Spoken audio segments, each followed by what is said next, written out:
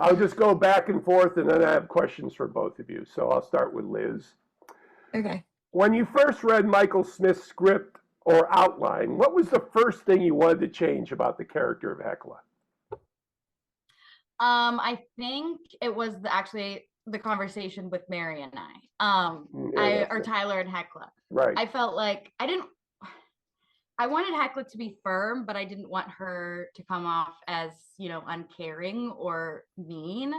And I was super worried, especially because in the original script, that was the first scene that we saw of Hekla. It was Christian. The Christian scene was after that. Mm-hmm. And so it was like your first glimmer of who Hekla is as a person. And I was nervous that people would immediately write her off because, you see someone break up with someone and in the way that she does in public, it's kind of alarming and jolting. And I feel like you're immediately on Tyler's side of it because you don't know the whole backstory of their relationship. So that was definitely the first thing I kind of wanted to play with. And I also kind of wanted to relate it to experiences that I had gone through just so I could connect with Hekla as much as possible. Right. Yeah. So Mary, given that Tyler was a key background character, part of Hekla's emotional drive during that fateful day, what did you find out about her in the process of developing her? I mean, it was interesting because I feel like I found out a lot about what their relationship was like, I guess, because you're only seeing little snippets. Right. So that conversation told us a lot about just the fact that Tyler's a teacher and has sort of more of a normcore life than Hekla does. But that, that Tyler used to be, or in Hekla's perception, used to be different. And that she was like this sort of like really animated, lively person and now has sort of like settled into a routine. Mm-hmm. So that is something that I feel like I learned through filming, and just through rehearsing. But what's funny is we filmed the breakup scene first, so I learned stuff about Tyler as we were going that I was like, oh, it would have been helpful to like actually do the breakup scene again, because now I get some like things are clicking more. So yeah, that's a funny thing about just like when the order in which you film stuff, sometimes like the story is told differently.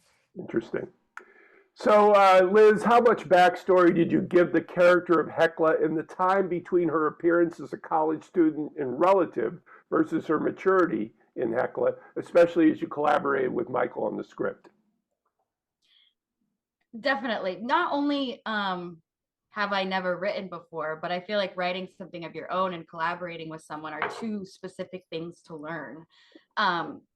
So going from who Hekla was as a younger person, which I think is more different from me than the new version of Hekla, I think I filled in a lot of the blanks of just my own life and experiences between that specific time, because I didn't go to college. I just kind of immediately went into the working world and worked like 5 jobs. So I kind of imagined, or, right after you graduate, college is, I'm told, one of the harder times in a person's life. And I never really experienced that. I went straight from high school to working. And so I kind of just put that version after a college graduation, and just, having to be here in the morning and there in the afternoon, and that's the day to day, and then having to create art as in the little times of your life that you have free. So I think that's why in this movie, she's definitely more jagged and more has had to mature from relative, is just the working and the exhaustion and creating art in the small spaces and times that you can as an adult. Very nice. Mary, in flashbacks, we see Tyler and Hekla first coming together. What was joyful about recreating that first blush of connection, and how you define the love connection that occurred between them? Um, well, okay, the joyful part's really easy. I mean, I think uh, it was just, you know, one of the when they meet is at a party, and that was really joyful. Just in general, we were dancing, and it was like we were at a party. Um, and I also, what was really fun was, getting to really construct like how Tyler hits on Hekla, because I feel like you don't really get to construct those moments in the way that you want to in real life. Yeah. So it was really fun to be like, okay, wait, what would be like the sexiest move here? Um, uh, so that was really, and I think it kind of worked. So I was really pleased when I saw it. I was like, this plays really well. And also, of course, like learning a softball pitch for Tyler was really fun and joyful for me, because I love um, getting to act like I know sports when I don't. But the the second part of your question being what kind of love connection they had. Yeah, how would you define that love connection as it occurred? I guess. I mean, I mean, I that's think it was nebulous, like but really, yeah. I mean, I think it was like real, like a fast spark, like a sort of a, um, I think it like grew quickly and then fizzled out hmm, almost as quickly. interesting. Sort of a flash. A flash, if As you I will. think a lot of times, love in your 20s does, as you're kind of figuring out who you are and Right. changing rapidly, and maybe, in my head, uh, this was like one of our first queer experiences. So, Mhm. Interesting. Liz, in the Shakespeare scene, how much did you live with the bard's words, and how does it connect to what Hecla is going through on that day? Shakespeare's really hard for me. I feel like I struggle a lot with Shakespeare. I started with that part of the script and memorizing first, just because I wanted to have it as word for word as possible, even though it's supposed to be like a one rehearsal kind of deal in the film. Um, but being able to work on the script was such a pleasant surprise for me in memorizing everything. My husband loves Shakespeare, so Mm, he really sat down with me and walked through it with me, and it really resonated. And then being able to talk to Wendy Roby about everything, right. and her perspective really kind of, and that was in the very beginning when we were having that conversation, and she really added in my own thought process towards Lady M and who she was as a person and her background. So I really did end up resonating with the monologue. Um, unsex me here and fill me crown to toe top full with cruelty is something that, in specific moments of life you have to ask for. Like, if you want to be uh, say no in specific situations and hold strong on what your first instincts are, sometimes I'll like repeat that in my head if I'm trying to like ask for a raise in my job or quit my job. I'm like, come on, not cruelty, but like strength, like fill me with strength, please. I'm just a person. So I definitely resonated with that monologue specifically. I'm not sure if that's what you asked. No, no, that was great, man. Okay, I was just asking about your interaction with it, and the fact that, number one, you didn't go through that classical Shakespeare training, and number right. two, you had to interpret it through your own soul with this first Right. encounter with it. I think that's spectacular. Yeah, I definitely use the people in my surroundings to kind of, steal their knowledge from. Like, Connor's taken so many lessons on Shakespeare. So I was like, hey. That's great. Well, also, Brooklyn is also a classically trained Yeah. actor. Yeah. Okay. Mary, since Hekla seems to be bisexual or fluid, how would you define Tyler? And does that clash seem to inevitably lead to the breakup, or does definitions need to go away in the old-fashioned notion of gender? I always just decided that Tyler was a lesbian because that's what I am. But I um I don't think it has anything to do with their breakup, their Okay. sexualities. Yeah.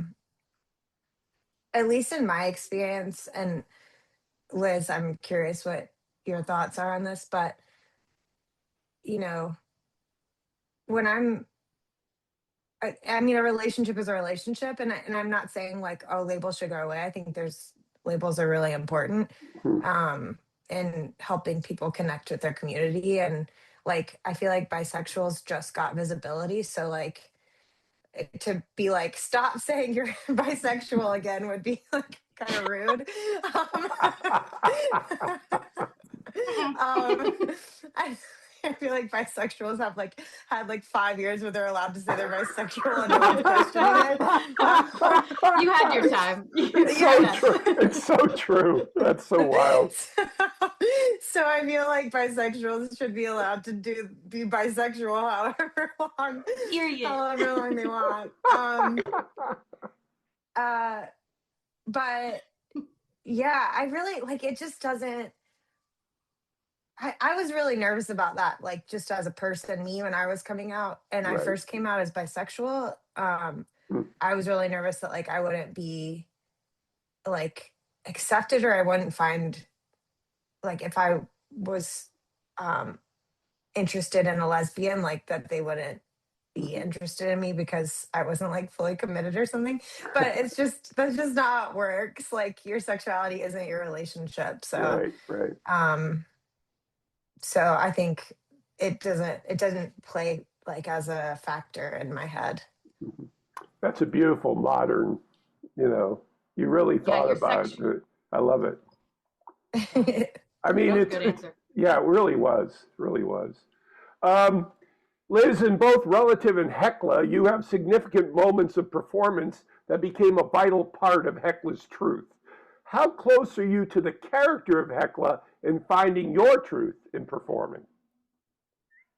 I think Hekla is more passionate than I am, or passionate about one specific thing.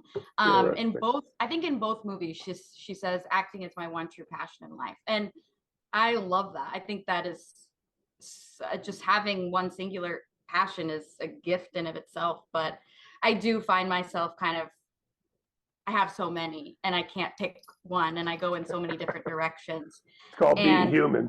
Yeah, I kind of admire that about Hekla, just having such a strong desire for one specific thing and really diving fully in it unapologetically. Like since I didn't, go to acting school, I never called myself an actor to people because I felt, I don't know, I just felt like I didn't have the right to say that, as like all the people I'm surrounded with studied for years and paid all of these people to kind of give them the skills that they have.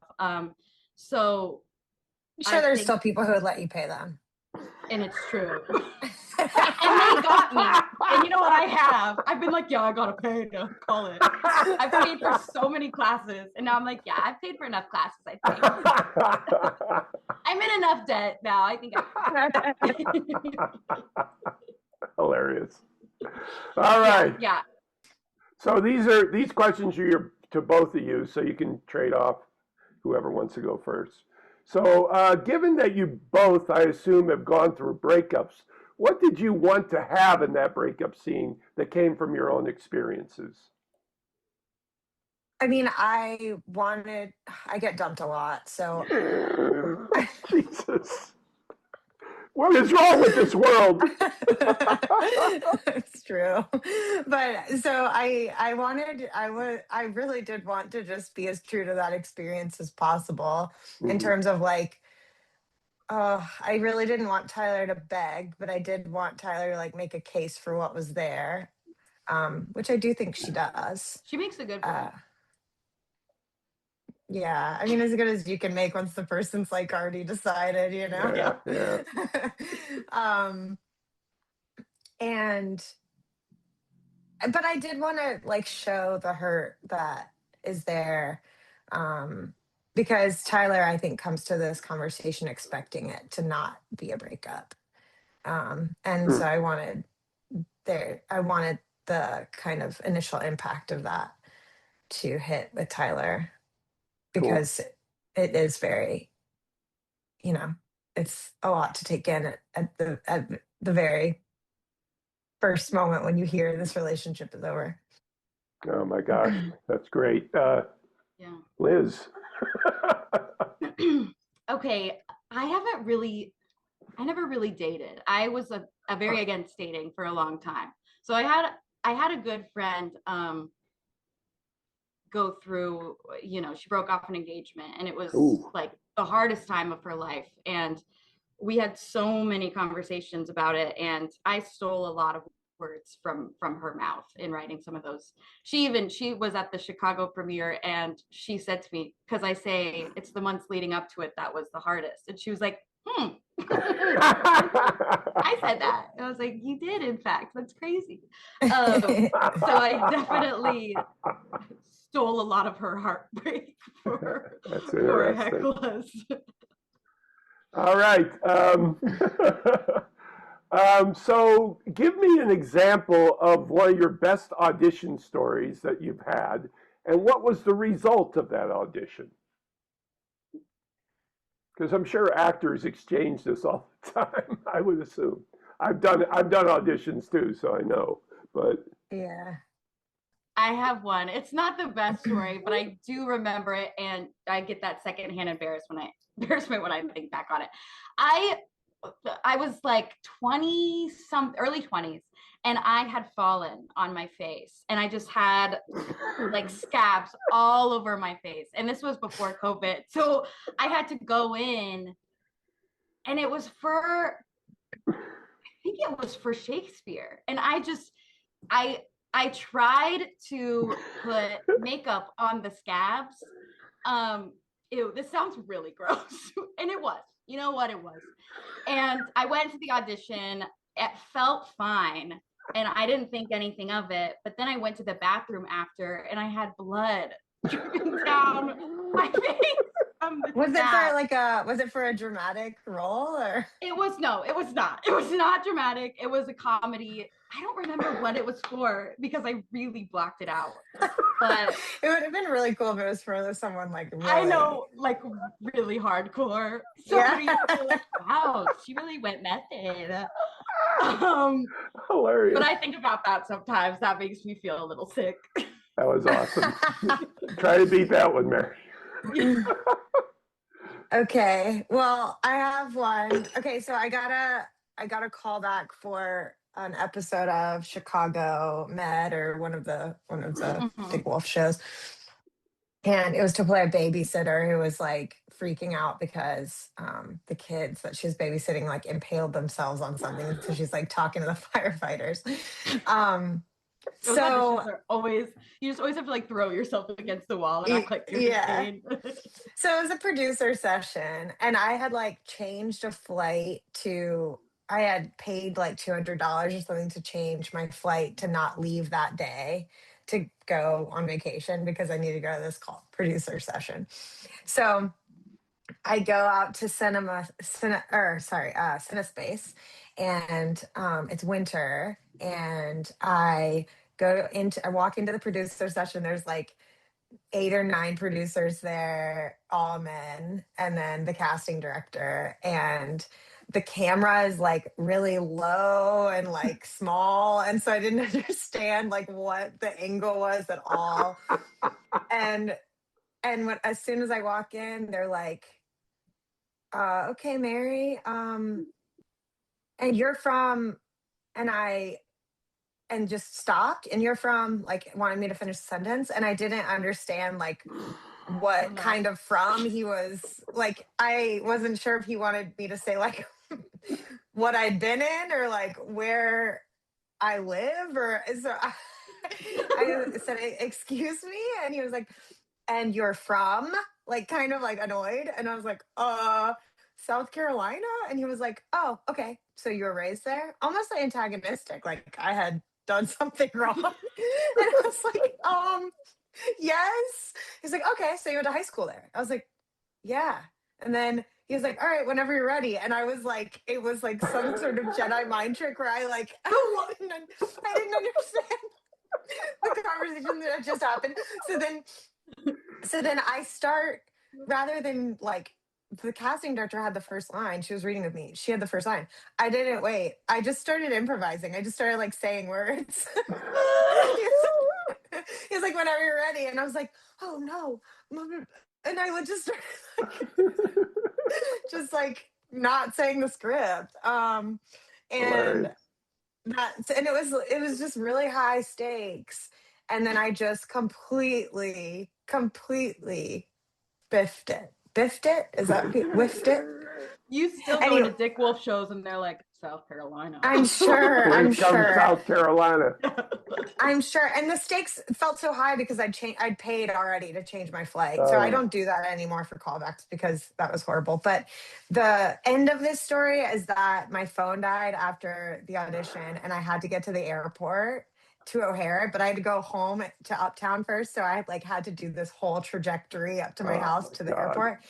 And my phone was dead. So and then also the bus stopped coming to the stop where I was at, and it was winter. So I went into this hospital to like charge my phone, and the girl that gave me her charger a few minutes later was like, actually I'm leaving. I got off and I was like, oh, sorry, you can have your charger back. And she's like, no, do you want a ride? And I was like, hell yeah. So this girl and her boyfriend gave me a ride to the red line, and I was telling them the whole story of my audition, and then they took a long pause, and then the guy just said, "Yeah, producers be like that sometimes." And I was like,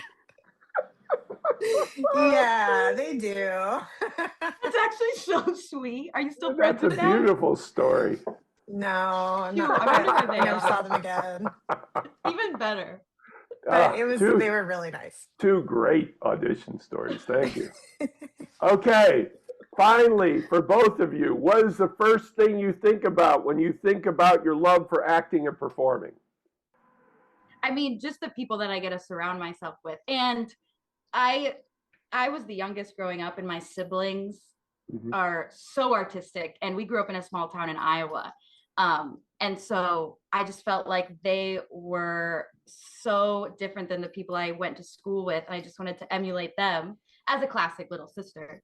And they love to act, and they showed me, musical theater, and they showed me plays, and just, I really think I am where I am because of having their influence in my life. Beautiful. That's what I think. Mary? Well, the first image I think of is like Waiting in the Wings, and like just how that feels, even when I was little, like I would do community theater in my hometown, and I would be like, I would just wait in the wings, and I would be like, I am gonna remember this. Like I like told myself I'm gonna remember how this feels. I never want to forget it. And alongside that, I think just like the hopefulness that comes with doing theater. I think that and acting in general, but like making art, I think is very hopeful inherently. So I like that. This is Patrick McDonald for HollywoodChicago.com. Copyright 2026.